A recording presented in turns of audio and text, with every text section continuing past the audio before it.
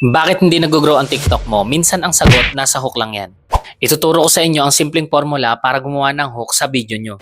Makinig ka sa sasabihin ko, your first 3 seconds are everything. Kung hindi ka nakapag-grab ng attention, it's game over. I-try nyo na din tong simpleng formula to, problem plus surprising solution equal must watch video. I-try nyo na din tong simple hook formula na to, instead of saying this, try this. Your hook must create a gap of curiosity. Dapat mapaisip sila, ha, bakit naman? Dapat mapanood nila ang video mo hanggang sa dulo. I know it's a small change, but it makes a huge difference kung seryoso ka talaga sa paggawa ng mga video content mo.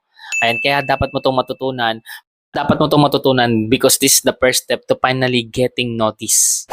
Try mo na din gumamit ng hook and you will see difference sa mga video content na ginagawa mo. And kung nagustuhan nyo pala tong video na to guys, no, i-share nyo na din tong video natin guys, no, i-save nyo na and huwag nyo kalimutan na mag-iwan ng comment dyan sa comment section.